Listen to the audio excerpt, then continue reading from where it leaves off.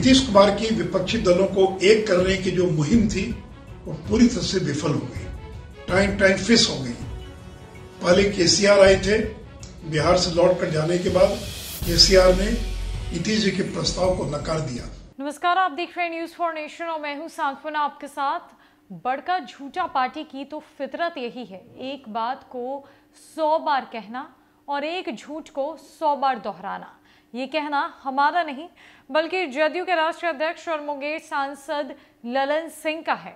उन्होंने सुशील कुमार मोदी के दिए गए बयान के बाद जमकर बीजेपी पर निशाना साधा है और सुशील मोदी को ये बढ़िया से समझा दिया कि ये जो मुहिम है विपक्ष दलों को एकजुट करने की, ये टाई फिस होगी या साल 2024 में भारत भाजपा मुक्त होगा, ये समय ही बताएगा। दरअसल सुशील कुमार मोदी ने ट्वीट कर जदयू पर निशाना साधा था और मुख्यमंत्री नीतीश कुमार की मुहिम को टाई फिस बता दिया था। सुशील कुमार मोदी ने कहा कि उनकी जो मुहिम शुरू हुई थी विपक्षी दलों से मुलाकात कर उन्हें गोलबंद करने की, उन्हें एकजुट करने की, वो बिल्कुल ठंडी पड़ चुकी है। जनता भी समझ चुकी है कि मुख्यमंत्री नीतीश कुमार का कोई जनादेश नहीं है। नीतीश कुमार के द्वारा जो काम किया जा रहा है उसका कोई आधार ही नहीं है। ऐसे ही कुछ बातें सुशील कुमार मोदी की तरफ से कही गई, जिसके बाद ललन सिंह उन पर बरस पड़े। तो सबसे पहले हम आपको सुशील कुमार मोदी ने क्या कुछ कहा है वो सुनवाते हैं, आप समझिए सुशील कुमार मोदी क्या कुछ कहना चाह रहे हैं। उसके बाद हम आपको ललन सिंह के ट्वीट को दिखवाते हैं। तो पहले मोदी के बयान को सुनिए। नीतीश कुमार की विपक्षी दलों को एक करने की जो मुहिम थी वो पूरी तरह से विफल हो गई, टाइम फिस हो गई।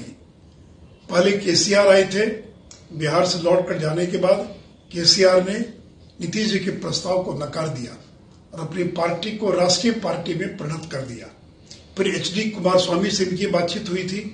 एचडी कुमारस्वामी ने भी इनके प्रस्ताव को नकार कर केसीआर से हाथ मिला लिया।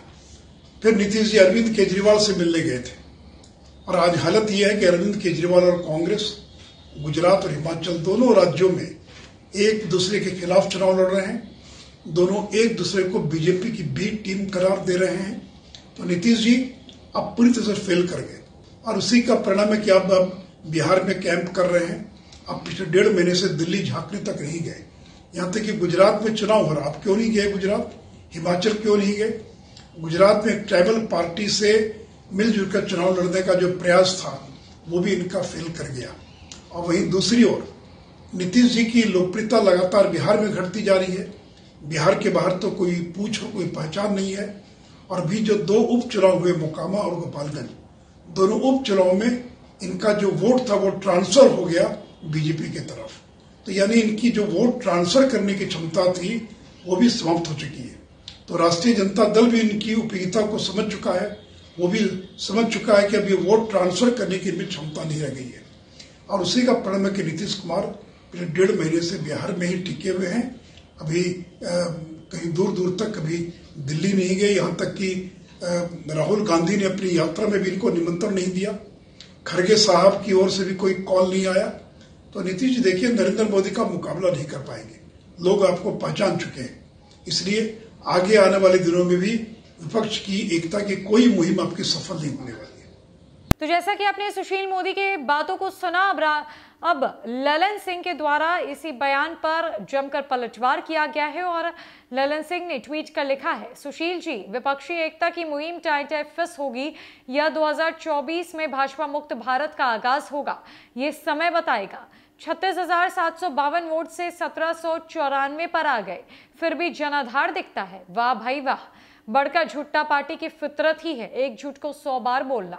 आप इसी फितरत के शिकार हैं, लगे रहिए। जदयू के राष्ट्रीय अध्यक्ष ललन सिंह ने सुशील कुमार मोदी को कहा कि आपकी तो फितरत ही यही है, एक झूठ को 100 बार बोलना। आप इस चीज के शिकार हो चुके हैं, तो लगे रहिए, यही करते रहिए, क्योंकि साल 2024 में असली जनाधार किसका है वो बात सबके सामने स्पष्ट हो जाएगी। बीजेपी जब से बिहार की सत्ता से बाहर हुई है तब से बौखलाई हुई नजर आ रही है।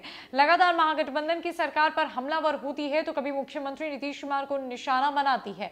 सुशील कुमार मोदी लगातार जदयू पर हमला करते रहते हैं तो ललन सिंह भी कम नहीं है और ललन सिंह ने इस बार सुशील मोदी को करारा जवाब देते हुए बिल्कुल भी सुशील मोदी को चुप करा दिया है। फिलहाल के लिए सब चीज में इतना ही है। न कई खबरों के लिए हमारे साथ बनी रही न्यूज़ फॉर नेशन में। नमस्कार।